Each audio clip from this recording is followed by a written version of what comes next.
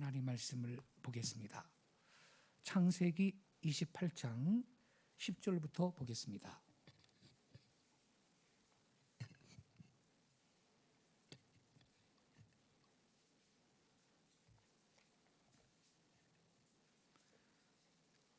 창세기 28장 10절입니다.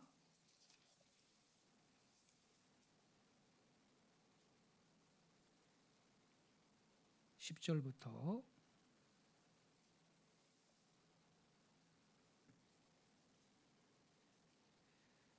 14절까지 저와 함께 한 절씩 교독하시겠습니다. 제가 먼저 10절을 읽겠습니다. 야곱이 부엘세바에서 떠나 하란으로 향하여 가더니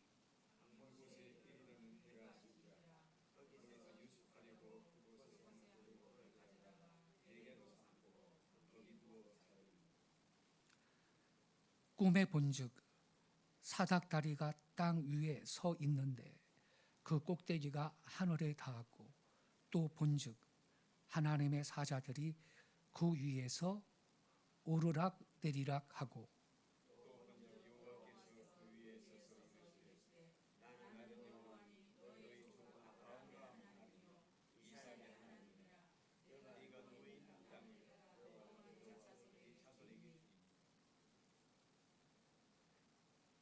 (14절) 같이 읽겠습니다.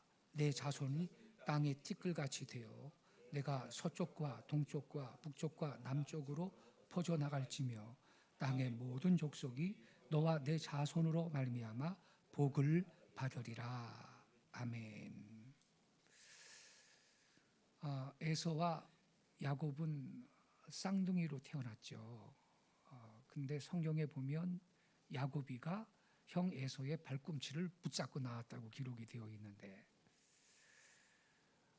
엄마는 이미 복중에서 두 아이가 싸우는 걸 느꼈습니다. 근데 태어날 때 보니까 야곱이가 에서의 발꿈치를 붙들고 나왔다 이 말입니다. 얼마나 동생으로 태어나는 것이 억울했으면 세상에 형 발꿈치 붙잡고 나왔겠습니까? 야곱이가 자라면서 이 장자의 명분이라는 게 얼마나 소중한가 이걸 이제 알게 되죠. 그 당시 족장 시대인데 장자라는 것은 물론 유산을 배로 상속을 받습니다. 유산을 장자니까. 그러나 그거보다 더 중요한 건요. 장자가 족장이 되는 겁니다. 족장. 그러니까 아버지가 돌아가시면 장자가 족장이 돼가지고 그 가문을 대표해서 제사를 할 수 있는 겁니다. 그리고 축복권이 있습니다. 그러니까 아직 제사장 제도가 생기기 이전이죠. 그때는 이 족장이 제사장과 같은 위치라 이 말입니다. 그러니까 이 장자의 명분이라는 건 물론 재산을 2배 이상 받지만 돈 문제가 아니에요. 이건 영적으로도요. 제사장의 위치를 갖고 있는 거예요. 축복권도 있고요. 이 야곱이 태어날 때 형 발꿈치 붙잡고 태어났을 때 벌써 싹수가 보였죠. 야곱이가 장자의 명분을 탐내지 않습니까? 에서한테 사냥하고 돌아왔을 때 제가 생각하기엔 타이밍 맞춰가지고 죽을 끓이고 있었다고 봐요. 이 꽤 많은 야곱이가. 에서가 배고플 때 들로 산으로 다니면서 사냥하고 올 때쯤 얼마나 지치고 배고픈 때입니까? 그때 맞춰서 팥죽을 끓이고 있었다고 보는데 저는요. 야, 나 배고파 죽겠다. 그 팥죽 좀 한 그릇만 주라 그랬더니 형 그 장자의 명분을 나한테 넘기세요. 그러면 줄게요. 그러니까 이 에서가요, 이 에서는 이미 여기에 문제가 있는 거예요. 장자의 명분이 얼마나 귀한 거를 몰라요. 야, 내가 배고파 죽겠는데 그깟 장자의 명분이 뭔 소용이냐? 아, 그래, 네가 가져라, 네가 가져. 그리고 팥죽 한 그릇을 받아 먹었어요. 장자의 명분을 팥죽 한 그릇하고 바꿔치기 한 거예요. 그리고 아무런 거기에 대해서 어떤 가책 같은 게 없어요. 이게 이 에서라는 인간의 그 인간성입니다. 벌써 여기에서 긁는 거죠. 근데 이제 이삭이가요, 아버지 이삭이가 나이 들어가지고 축복권을 딱 한 번 행사를 지금 하려고 그래요. 족장으로서, 그리고 당시의 제사장의 그 위치에서. 근데 이제 그 에서가 장자니까 에서한테 이 축복을 해주려고 그러는 거거든요. 그런데 에서는 들사람이라 맨날 바깥으로 나돌아다녀요. 들로 사루로 다니면서 사냥해 가지고 오는 거예요. 그런데 야곱은 집사람이라 성격이 집에 있는 걸 좋아해요.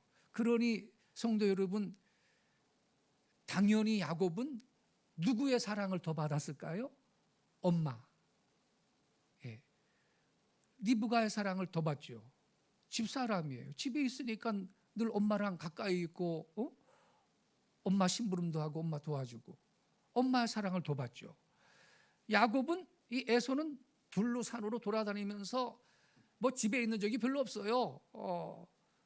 그리고 이제 사냥을 해갖고 오고 그것 갖고선 뭐 요리를 하면 뭐 아버지 이삭이 맛있게 드셨는데, 아버지는 뭐 얘가 또 별미도 가끔 해오지만은 사냥한 고기 갖고 장자니까, 이 남자는요, 이게 내 큰 놈이다, 여기에 대해서 본능적으로 귀하게 여기는 이것이 남자의 본능이래요. 얘가 내 대를 이을 놈이다라는 본능이 있대, 남자는. 그러니까 에서를 좋아하죠. 예, 야곱, 이삭은요.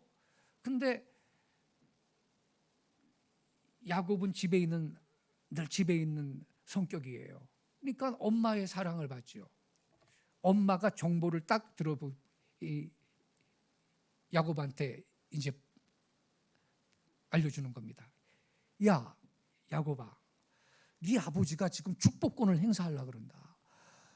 네가 대신 받아라. 지금 아버지가 돌아가시기 전에 딱 한 번 행사할 수 있는 그 축복권을 행사하려고 그래. 지금 에서한테 축복 기도를 해주려고 그러거든.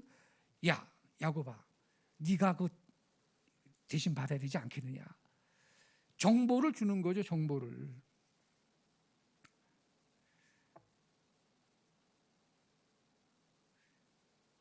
이건 문맥 주석입니다. 문맥상 그렇다 이 말입니다. 그래, 이 야곱이가 형처럼, 형은 털이 많아요. 짐승 털을 막 몸에 붙이고서는 아버지가 지금 눈도 잘 안 보이고 그러는데, 제가 에서입니다. 보세요, 만져보세요. 에서입니다. 목소리는 아닌 것 같은데 네가 에서구나. 그리고 이제 축복 기도를 있는 거 없는 거 다 해주는 거죠. 나중에 에서가 들어갔는데, 아까 받았는데 넌 누구냐? 내가 에서인데요. 아이고, 야곱이가 네 축복을 가르쳤구나. 나도 해주세요. 아니야, 지금 다 쏟아부었기 때문에 해줄 게 없어. 그래가지고 이 에서가 동생 야곱이를 죽이려고 하잖아요. 그래가지고 우리가요, 야곱이 못된 놈이다, 야곱한테만 돌 던지면 안 됩니다. 제가 언젠가도 말씀드렸지만 야곱이는 장자의 명분을 팥죽 한 그릇에 이미 샀다고요, 여러분. 그러니까 야곱은요, 아버지는 좀 속였지만 내가 장자의 명분을 넘겨받았기 때문에 내가 축복 기도를 받을 자격이 있다, 이렇게 생각하는 거죠. 그러니까 뭐 야곱을 나쁜 놈이라고만 욕할 수도 없어요. 에서가 축복을 지가 잃어버린 거예요.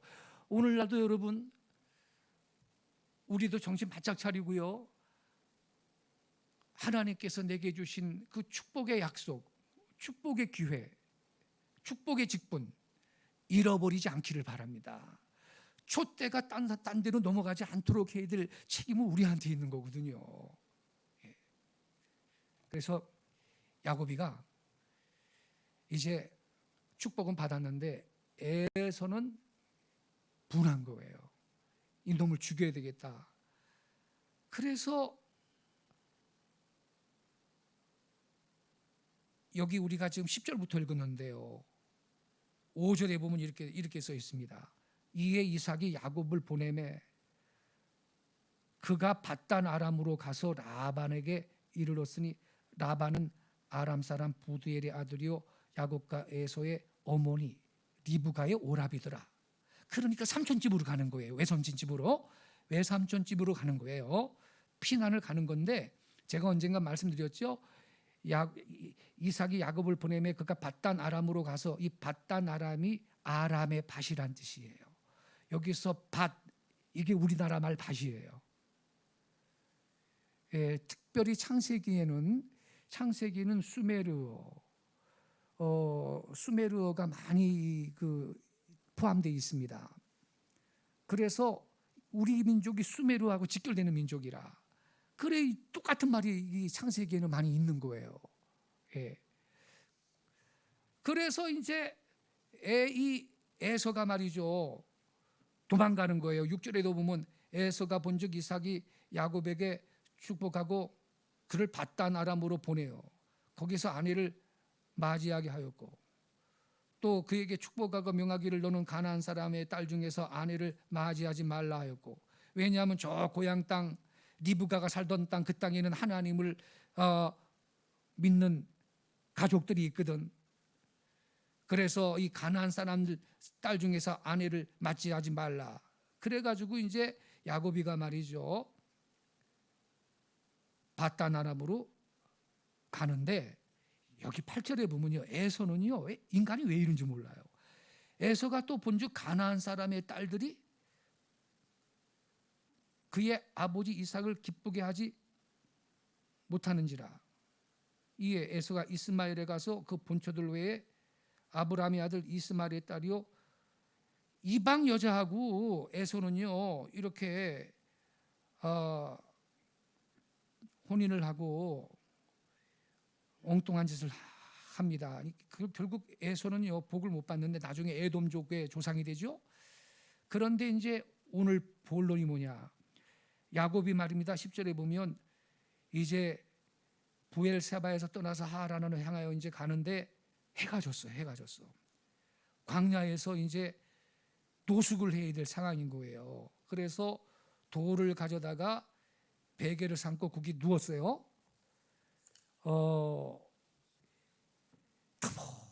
터벅 이제 외삼촌 집을 향해서 망명을 가고 있는 건데 해가 졌어. 해가. 그때 야곱이 도달한 장소가 어디냐면 베델이에요. 베델. 예루살렘 북쪽으로 20km쯤 떨어진 곳인데요, 원래 이름은 루스라 그랬어요. 루스. 부엘세바에서 베델까지는 대략 90km입니다. 90km.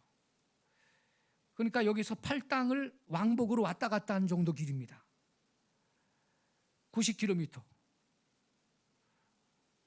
그렇게 떨어져 있는데 옛날에는요 1시간에 5km쯤 걸었대요. 5km. 그러니까 10시간을 걸으면 대략 50km쯤 걷습니다. 아침에 일찍 일어나 걸어도 중간중간 좀 쉬어야 되기 때문에 하루에 40-50km 걷는다고 볼 수 있어요. 그러니까 하루에 대충 100리를 걷는 거죠. 요즘 사람들은 약해서 아마 그렇게 못 걸을 거예요. 옛날에는 저 부산에서 한양 갈 때도 그렇게 많이 걸어갔죠. 대부분. 그래가지고 집시를 갖다가 등 뒤에다가 집시를 갖다가 50켤레 20켤레씩 이렇게 묶고 가다가 이 집실이 해질 거 아닙니까? 뭐 지푸라기 신발이 뭐 걷는데 말이지. 그러니까 해지면은 그거를 버리고서는 이제 이 등에 지고 있던 새 집신을 갈아 신고 가죠. 그래가지고 헌신짝같이 버린다라는 게 바로 거기서 나온 말이거든, 여러분. 아무튼 이때도 이제 이렇게 야곱이 뚜벅뚜벅 걸어가는데 해가 지고 말이죠. 광야에 노숙을 하게 됐는데 돌을 베개를 삼고 누웠습니다. 하늘의 별을 하늘에 깜깜한 하늘에 별이 총총 빛나는데 말이죠. 칠흑같이 어두운 밤에 별 생각이 다 났겠죠. 얼마나 또 외로웠을까요? 이게 내가 무슨 이게 이 운명이냐? 우리 아버지한테 축복기도 받았는데 축복은 고사하고 내가 이 꼴이 뭐냐 도대체. 별 생각을 다 하고 내가 고향이나 돌아올 수 있을까? 아, 미지의 세계를 향해서 갈 땐 다 두려움 있지 않습니까? 그리고서는 이제 그 차가운 땅바닥을 요삼고 하늘을 베개 삼고 입을 삼고 그냥 돌을 베개로 해가지고서는 누워 있다가 잠이 들었는데 말이죠.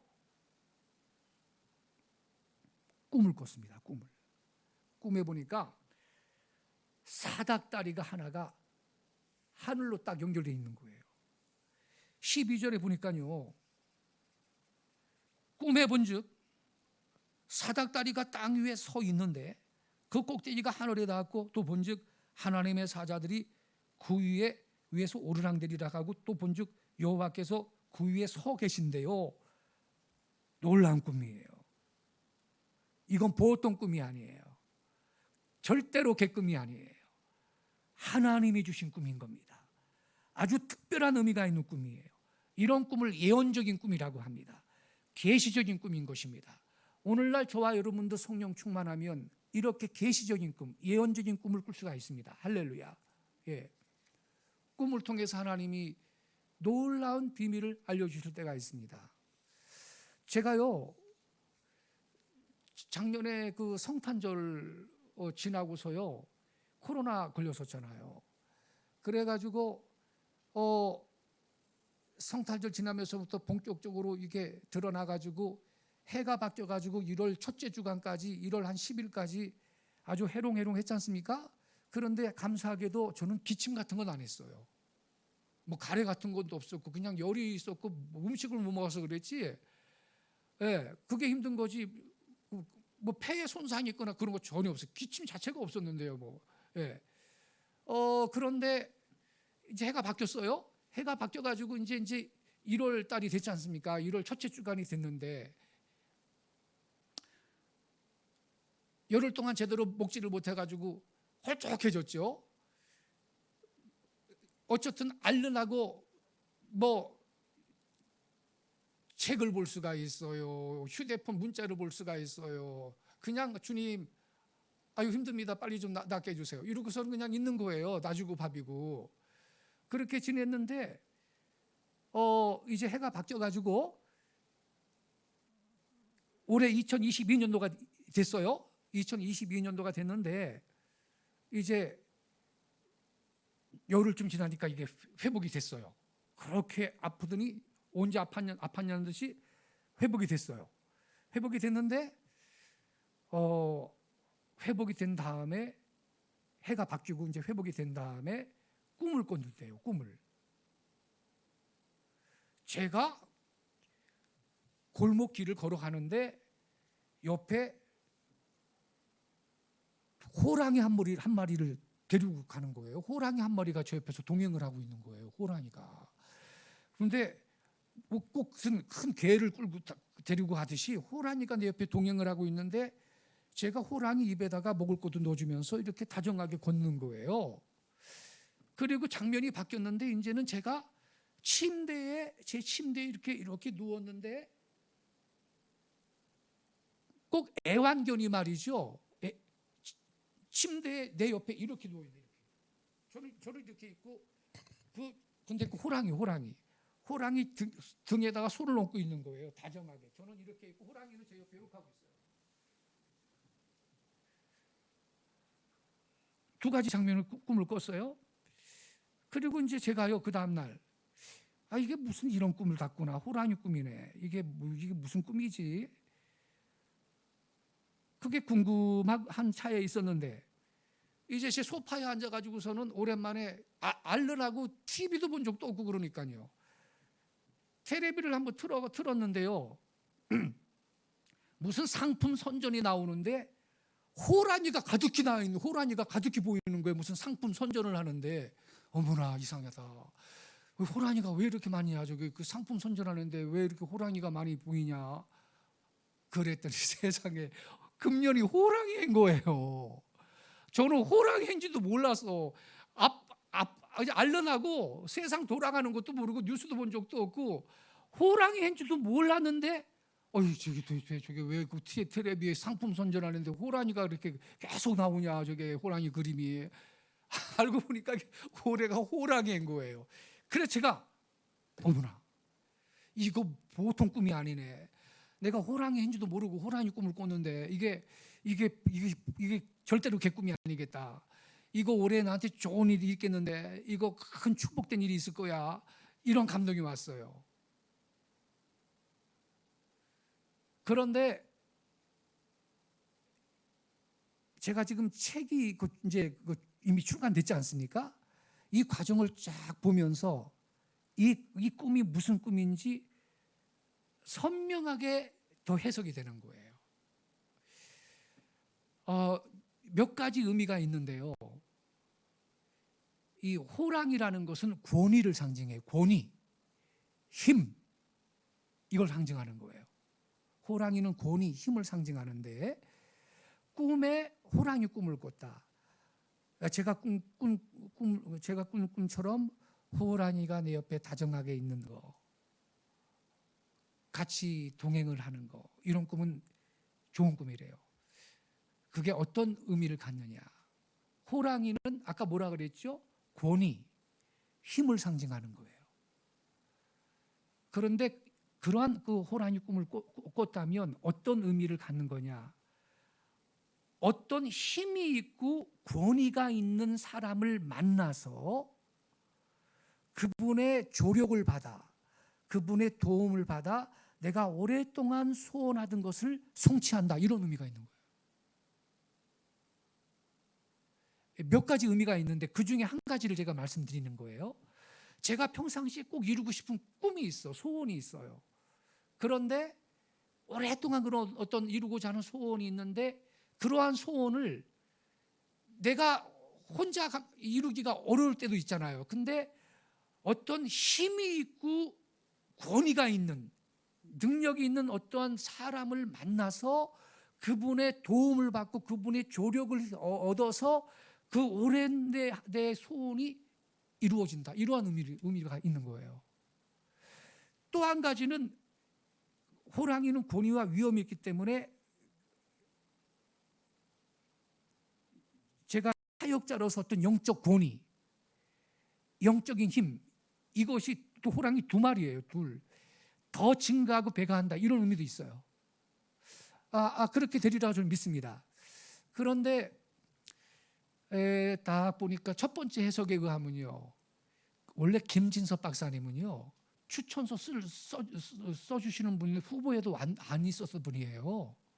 안 있었던 분인데 여기 오셔서 간증했죠. 미국에서 아주 중요한 그 이스라엘 선교 단체인데, 유대인 단체인데, 유대인 130년 넘은 유대인 기독교인들이 유대인을 선교하기 위한 단체인데 거기에 대표자의 70년 사역을 기념하면서 여러 저명한 학자들이 논문을 갖다가 제출을 해서 책을 내는데 거기에 이제 이 김진섭 박사님이 논문을 제출을 하는데 제가 먼저 쓴 책이죠. 거기에서 인용을 이렇게 하시면서 그 논문을 작성하는데 영문 이름을 알파벳으로 알고 싶어서 카톡으로 전화가 왔어요. 제가 알려주면서 요즘에 이런 책을 곧 출간하고 있다고, 먼저 책 그보다도 이게 지금 완결판으로 지금 준비를 하고 있습니다. 그러니까 깜짝 놀라시면서 그 원고를 보내달라는 거예요. 이분이 읽으셨어요. 그러면서 거기 그 추천글에 들어가 있는 현용수 박사님이나 여러 학자들을 다 아는 분들이거든요. 당신께서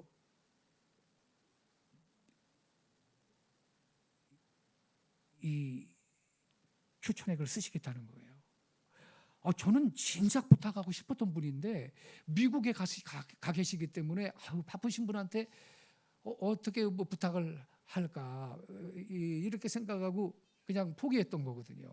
이렇게 연결이 된 거예요. 이렇게 연결이 돼가지고 이 김진섭 박사님은 수메르의 그 전문학자이시고 이스라엘에 대해서 전문학자이시고 이 두 가지 분야의 전문적인 그 권위를 갖고 있는 독보적인 학자인데 이분의 서평의 글이 들어갔어요. 이 책에. 그리고 이번에 그 출판사의 그 국민북스의 이태영 그 소장님도요. 그 국민일보의 선임 기자 출신인데 아주 훌륭한 분입니다.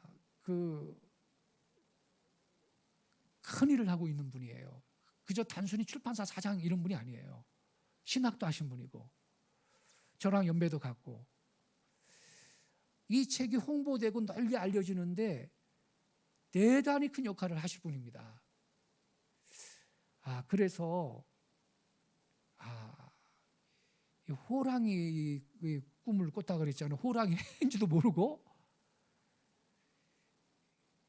몇 가지 중요한 그 해석이 있는데 그 중에 한 가지는 호랑이는 권위와 위엄을 상징하는데 어떤 권위, 어떤 힘, 능력 이러한 큰 힘이 있는 어떤 분의 조력을 받음으로써 내가 오랫동안 이루고자 했던 것이 잘 풀리고 성취된다 이런 의미가 있는 거예요. 해몽을 할 때. 그래서 이 꿈이 맞구나. 제가 꾼 그 꿈이 어떤 의미인지 시간이 가면서 선명해지는 거예요. 하나님께서 저명한 학자들의 추천의 글이 그 12분의 그 글이 들어가 있고 또 출판사의 그 대표 되시는 분도 교계에서 아주 뭐 훌륭한 일을 하시는 분이고 그래서 하나님께서 이 책을 이제 출간된 이 책을 사용하셔서 기독교 역사 고작 130년뿐이 안 됐는데 조로 현상을 보이고 있거든요. 우리 한국교회가 우리 민족의 소망이 뭔지를 한국교회 하나님이 이 책을 사용하셔서 알릴 겁니다. 우리 민족의 부르심이 뭔지 우리 민족의 성경에 근거한 정체성이 뭔지 왜 이스라엘을 품고 우리 민족은 축복해야 되는지 왜 한국 백성은 세계 선교의 마지막 주자로 하나님이 쓰실 수밖에 없는 건지 이 답이 이 책에 다 있거든요. 그래서 영적 침체 가운데 있는 한국교회에 새로운 부흥이 일어나도록 하나님께서 이 책을 쓰실 것입니다. 부흥이 어떻게 오는지 아십니까 여러분?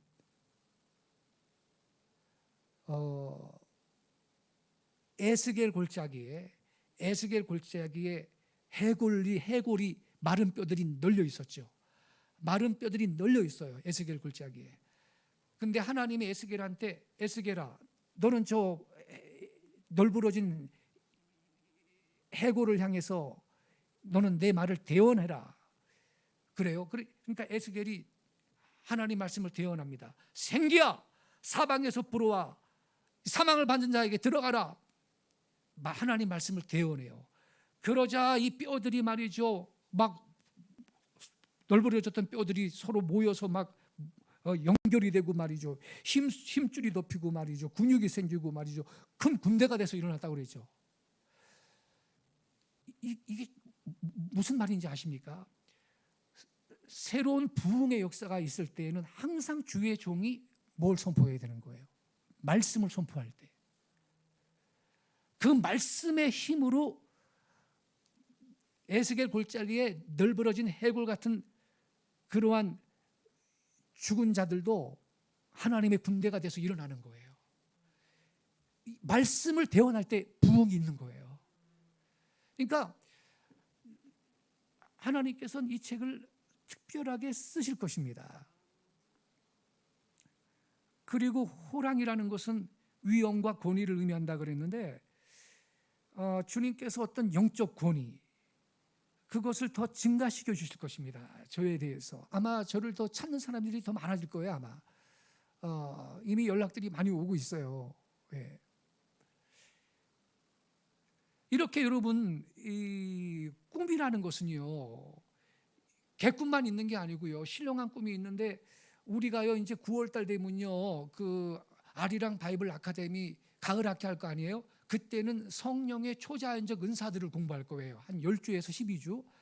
그때 예언, 방언, 무슨 신유, 방언, 통역, 영분별, 예언적인 꿈, 환상 이런 것들에 대해서 자세하게 유인물을 나눠드리면서 공부를 할 겁니다. 유익한 시간이 되실 거예요. 기대해 주시기 바랍니다. 그런데 이제 오늘 본문을 보면요, 다니엘이 이 야고비가 이제 꿈을 꿨는데 사닥다리가 말이죠, 예, 하늘하고 땅하고 연결이 되어 있는데 말입니다. 그런데 여러분 여기 12절에 보면요, 꿈에 본즉 사닥다리가 땅 위에 서 있다 이렇게 되어 있죠. 땅 위에 이렇게 되어 있죠. 땅 위에.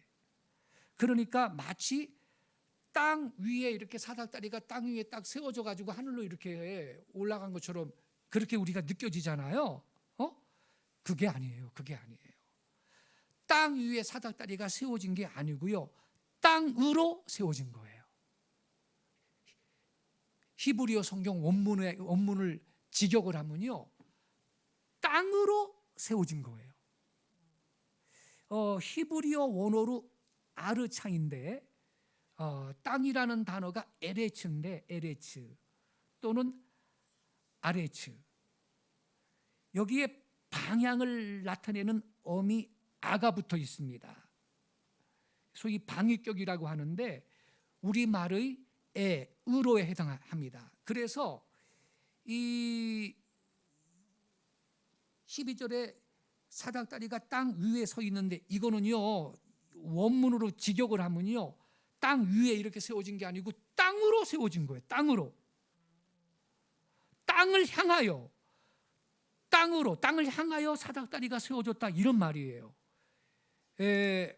영어 성경도요 이게 번역이 잘못됐어요. on the earth, 땅 위에, 이런 식으로 이게 번역이 잘못된 거고요.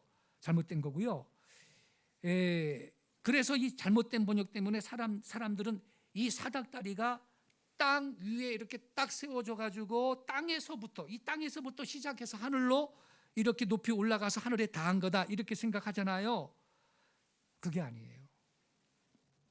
야곱이 이때 본 사닥다리는 정반대입니다. 이 사닥다리는 하늘에서부터 땅으로 내려온 거예요. 그러니까 이게 포인트인데, 이 사닥다리는요 하나님이 만드신 거예요. 하늘에서부터 땅으로 내려와서 땅에 딱 닿은 거예요. 그래서 이 사닥다리가 이 땅과 하늘로 이 사닥다리가 연결이 된 겁니다. 그럼 이게 뭘 의미하느냐? 이게 아주 중요한 포인트가 여기에 있는데, 이게 뭘 의미하느냐? 이 사닥다리는요 예수님을 말하는 겁니다. 하늘에서 내려온 예수입니다. 그 답이 어디에 있냐면요, 여러분 요한복음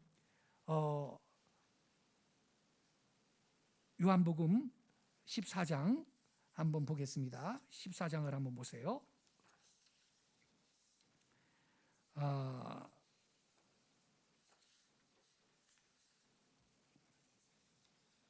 요한복음 14장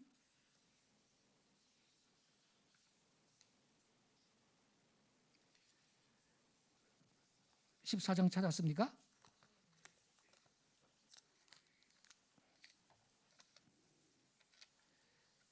자, 요한복음 14장 6절을 한번 보세요. 시작. 예수께서 이르시되 내가 곧 길이요 진리요 생명이니 나로 말미암지 않고는 아버지께로 올 자가 없다 그랬어요. 자, 요거를 기억하시고, 나로 말미암지 않고는 아버지께로 올 자가 없다. 아버지 하나님은 하늘에 계셔요. 예수님은 하늘로 갈 수 있는 유일한 사닥다리가 되는 거예요. 근데 직접적으로 예수님이 그렇게 말씀하신 게 있어요. 요한복음 이제 3장으로 가봐요. 3장 13절입니다. 요한복음 3장 13절.